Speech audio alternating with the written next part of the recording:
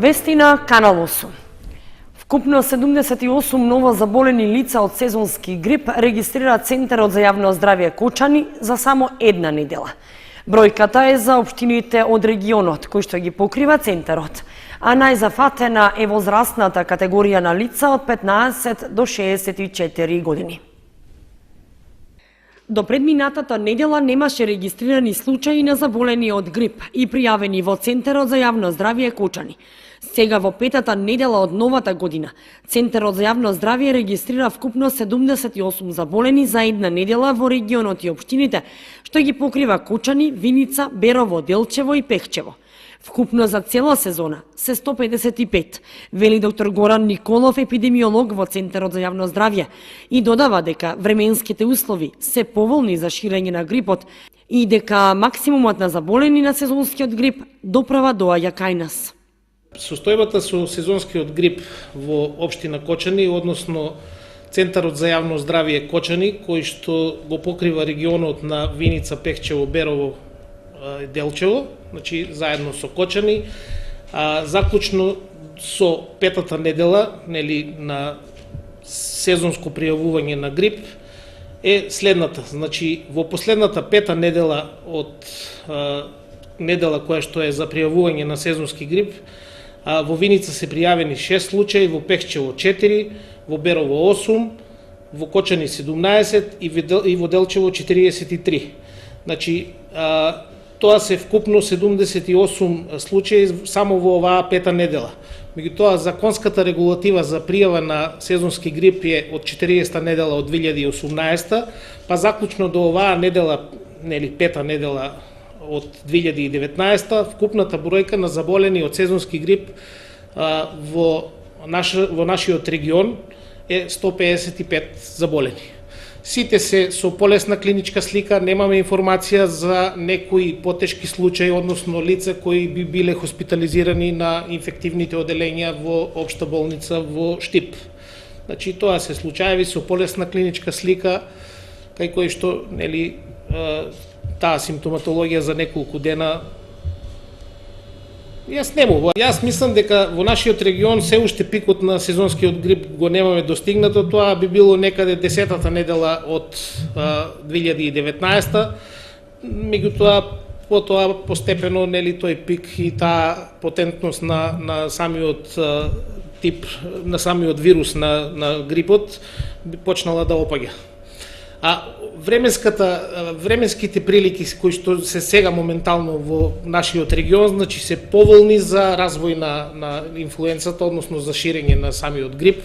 Препораките за заштита од сезонскиот грип, додава доктор Николов, остануваат исти. Ако се почувствува симптоми на грип, веднаш да се посети лекар и тој ќе одреди дали има потреба од антибиотици или не.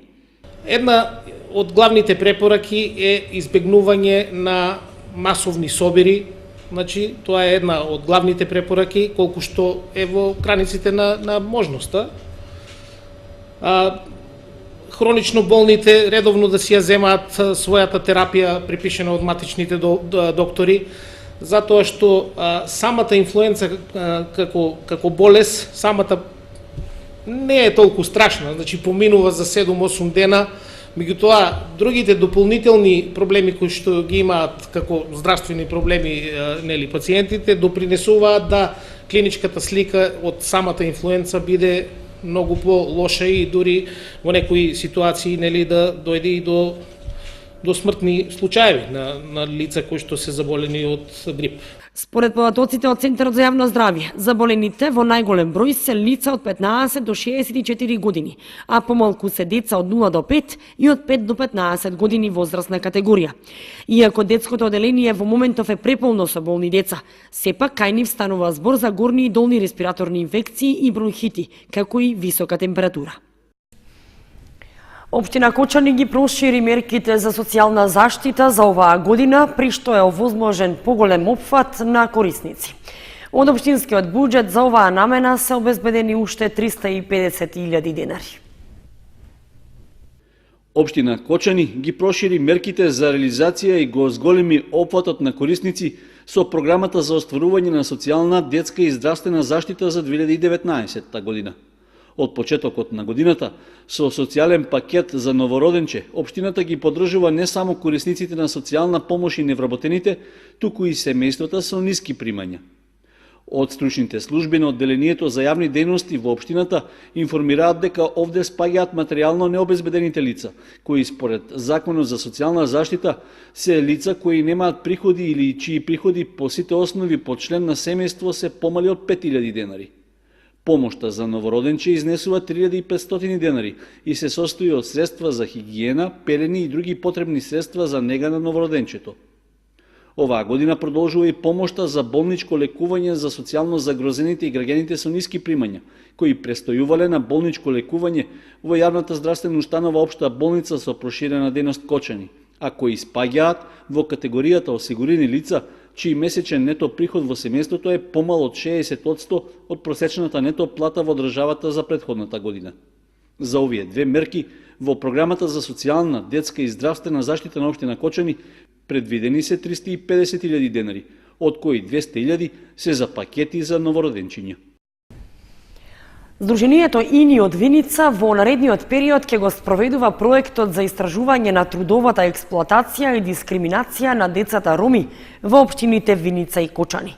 Партнерска организација од Кочани е ромското здружение Авена, а финансиската поддршка за реализација е од фондовите на Европската унија. Сдруженијето Иницијатива на невработени интелектуалци ИНИ од Виница почне истражување за образовната инклузија на децата роми во општините Виница и Кочани, како и за формите на трудова експлоатација, дискриминација и разни форми на насилство врз нив. Партнер во реализација на проектот е ромското здружение Авена од Кочани, а истражувањето и анализата ќе се спроведуваат во повеќе целни групи во текот на целата календарска година. Од Сдруженијето ИНИ информираа дека со проектот треба да се добие вистинска слика за бројот на ромски семејства чии деца не посетуваат настава и се жртви на трудова експлоатација и насилство. Исто така ќе се работи и на подобра информираност за нивните права, како и за јакнење на капацитетите на одговорните институции за спречување на детска трудова експлоатација и дискриминација на децата поради етничка, религиозна или друга припадност. На семејствата ќе им се помага во застапувањето пред локалните власти со конкретни препораки да се донесат соодветни програми за заштита на правата на децата. Во рамки на проектот ќе бидат организирани и едукативни работилници за родителите, а ќе се изработи и прирачник за заштита на правата на децата од трудова експлоатација, дискриминација и насилство. Истражувањето е финансирано со средства од Европската унија во рамки на проектот Стратешки партнерства за развивање социјална агенда за промени, што го спроведува Сдруженијето за акција против насилство и трговија со луѓе Отворена порта.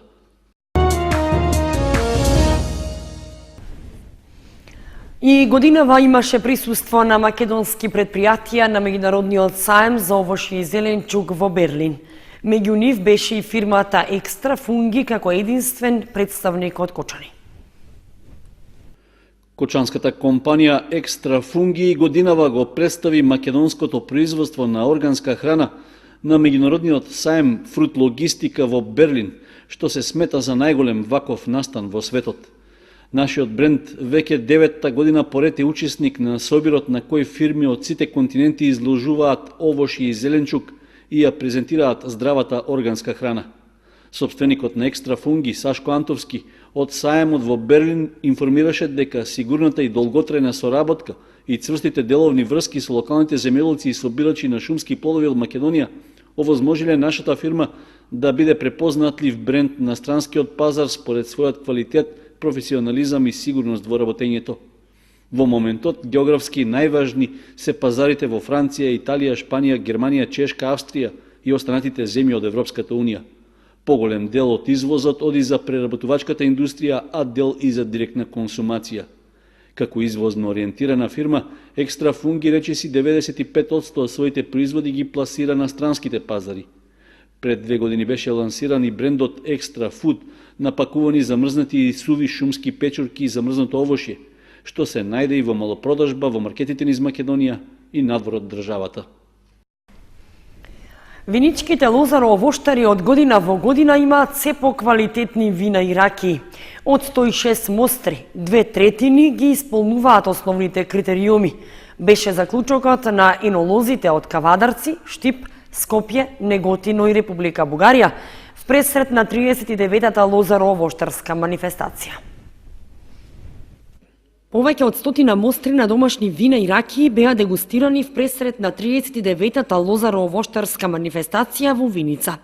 Група од 8 енолози од Кавадарци, Скопје, Неготино, Штип и Република Бугарија, како и наши стари винички мајстори, го оценуваа напредокот кај домашните лозаро-овоштари во производството на црвено, бело вино, сливова и гроздова ракија. Генералната оценка на дегустаторите се резимираше со потребата од надминување на менталниот склоп и примање сугестии и совети од стручни лица, а за оние кои прв пат дојдоа во Виница, општината има природни предуслови за поамбициозен пристап во развојот на оваа гранка. Прв пат и чест е што дојдовме во овој убав вински крај. За жал многу непознат за нас од внатрешноста на Македонија. Имаше околу 70 на мостри за поздравување, секоја чест и доста од нив се тежнеат кон професионални вина да станат. Искрено им препорачувам да почнат и да се занимават со мали фамилиарни бизниси за винарство. Ние винарите, односно енолозите, секогаш одиме по критериумите на ОИВ, значи тоа е интернационално здружение за лоза и за вино. И така да по таа скала од 100 поени, 100 бодовни поени го одредувавме квалитетот органолептички, на мирис, вкус, квалитет. Виничани да продолжат да прават вина, да се гордеат со тоа што го имат добар теруар и малце повеќе совети да почнат да слушаат од поискусни, дали од енолози, од винари, независно, затоа што доста вина им беа со остаток на шеќер, а тоа ќе им биде можеби дополнителен проблем кога ќе почне да се затоплува времето. Поднебјето е најправо и најважно. Малку знаење имаме за овој регион тука, но тоа што го пробавме оваа вечер, мислиме дека потенцијалот е голем. Да пробат повеќе да се едуцираат, повеќе да читаат, повеќе да учат, да не им минат годините во проби, дали ќе биде, дали нема да биде. Едноставно да почнат на по-професионално ниво да се занимаваат со ова, затоа што потенцијалот е очигледен. Секогаш треба да се прифати нешто од некој што знае повеќе, без разлика кој од каде и од што е. Веќе четврта година идва. Четврта година сум во град Виница на дегустација на вина. Пред 4 години од 75 проби едва избравме 3 убави вина. Веќе следната година беа поубави. Лани половината беа добри. Оваа година 2/3 од мострите се веќе добри. За домашно вино дома нема идеални услови, но сакам да ги пофалам винарите дека има многу добри вина и ние се двумевме која е на прво, која да биде на второ место. Сакам да им посакам на сите лозари и винари да се радуваат на добро вино и да го пијат со добри луѓе. Најдобро бело вино минатата година произвел Венцо Соколовски од село Градец, а црвено вино Венцо Војнов. За најдобра лозова ракија беше награден Војо Костадинов, а сливовата ракија ја усовршил Данило Митев. Меѓу наградените имаше гостини од Гевгелија, кој со виничко грозје направил квалитетно вино. Во Виница доста време да слушам дека се одржуваат овие манифестации и решив оваа година грозето да го земам точно од Виница. Па еве направивме домашно вино, домашна ракија од истото грозде и сакаме значи да учествуваме на овој надпревар. Виното е направено од темјаника бело вино, а вранец црвено вино. Доста искуство имаме во правењето на вино, така што имаме добиено и повеќе награди во Кавадарци, Неготино на надпреварите и за млади вина на Божуле во Кавадарци прво место. Во Неготино златни медали имаме добиено 6 веќе и веќе овдека добиваме второ место за виното и трето место. Формулите за квалитетно вино е најбитна работа да бидете страпелливи. Да имате љубов кон тоа што го правите, не само за виното, и за ракијата и било да се работи, треба значи да имаш љубов кон таа работа, да имаш страпливие и многу работа. Наградите за најдобри вина и ракии официјално ќе бидат врачени во рамки на 39-та лозаро-овоштарска вечер, која што ќе се одржи в сабота во хотел Центро Бизнис.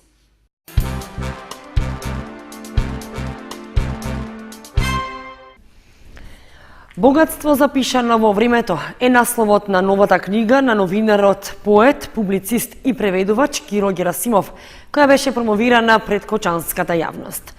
Книгата представува збир на статии за Кочани и Кочанско, објавувани во разни медиуми. Издавањето на книгата е помогнато од општина Кочани и градоначалникот Николче Илиев. Историјата за Кочани и Кочанско во записите на Киро Герасимов во книгата Богатство запишано во времето, која што беше промовирана во библиотеката Искра. Станува збор за книга која представува збир на статии за Кочани и Кочанско, објавувани во разни медиуми. Герасимов на кочанската јавност е познат како поет, прозаист, историчар, хроничар, кој сиот работен век го посветува на собирањето, бележењето и објавувањето на историските податоци за Кочани и Кочанско, но и на културниот и општествениот живот, кој од изнесеното во оваа книга навистина бил богат. Денес Герасимов е пензионер, но неговото пишувачко перо не мирува, сакајќи да им остави што повеќе материјали на идните генерации за изучување и проучување на минатото. Рецензент на книгата е магистер Љупка Стојменова, професор по македонски јазик и литература. Книгата е составена од 6 дела. Првиот дел е Кочани низ историјата, вториот е историски вистини, третиот е траги останати во времето, четвртиот здравство, петиот музика и театар и шестиот фолклорни традиции. Кога ја читав книгата, посебно ми остави впечаток тоа што тој успеал да ги забележи сите значени настани кои што се случувале низ времето и низ историјата во Кочани и Кочанско, при тоа бележејќи ги не само настаните, туку и личностите кои што дале голем придонес како во културниот, така и во општествениот живот во Кочани и во Кочанско. Оваа книга нема да биде само оставена на полиците, туку ќе биде препрочитувана од многу понатаму истражувачи на Кочани и Кочанско, бидејќи представува едно појдовно четиво од каде што можат да се црпат податоци за историјата во Кочани и Кочанско, за културниот и општествениот живот. Затоа се надевам и му честитам на Киро Герасимов што успеал едно вакво дело да собере и да го представи и да го остави на идните генерации кои што ќе се служат понатаму во проучувањето на историјата на Кочани и на Кочанско. Герасимов е автор на 56 книги поезија, проза, како и книги од областа на историографијата, археологијата, театарот, музиката и спортот. Собирач е на народни умотворби од Источна Македонија, кои се објавени во 4 книги поезија, проза, народни верувања и обичаи. Автор е на десетина сценарија за телевизиски и радио емисии за потребите на македонската радио-телевизија. Преведува од словенички и српски јазик. Неговата поезија е преведена на полски, словенички, црногорски, српски и турски јазик. Автор е на преводот на антологијата на млада словенечка поезија 1984 година во издание на Книжевната владина на Македонија, а се јавува и како составувач и препејувач на современата словенечка поезија 2007 година. Автор е на монографијата за МКД Илинден од Јесеница, Република Словенија. Оваа книга на Герасимов, Богатство запишано во времето и собраните текстови објавувани во разни весници и списанија, представуваат вистинска ризница на материјал за проучување и истражување на историските и општествените сегменти од Кочани и Кочанско за идните генерации. Книгата Богатство запишано во времето представува една хронологија на настани и личности со кои се сретнав и ги регистрира во текот на мојата измината 40 годишна новинарска кариера. Во неја се содржани 50 репортажи и над 100 фотографии кои зборуваат за историјата на Кочани од праисторијата па до денешни дни.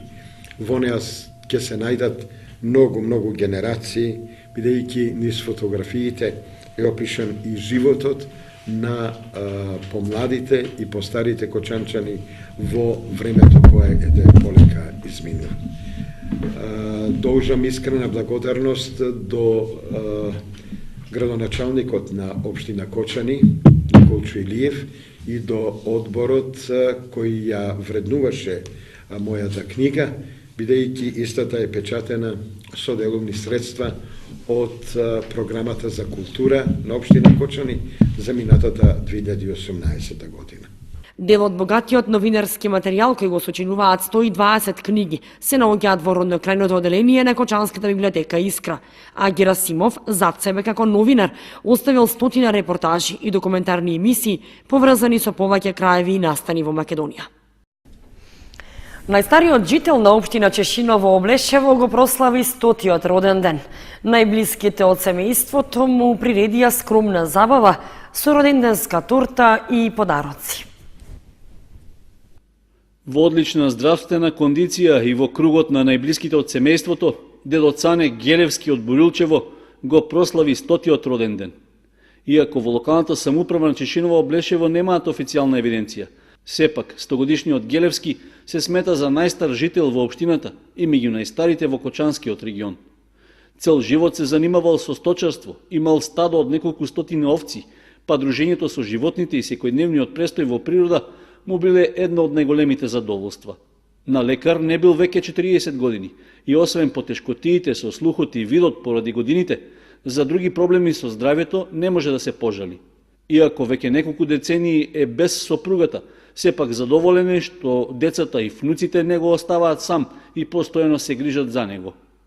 Во сеќавањата за минатото, 100-годишниот старец се подсетува на воениот и поствоениот период и скромниот овчарски живот, благодарен што животната судбина му овозможила да има добар брак од кој се изродиле 3 сина. Во моментот живее со еден од нив, а досега начекал да има и 7 внуци и уште 7 паравнуци. Дувајќи во свеќата од роденденската торта, дедо Цане од Бурилчево рече дека најголема желба му е луѓето околу себе да ги гледа радосни и среќни, исполнети со верба, љубов и душевен мир, без грижи за материјалната добивка.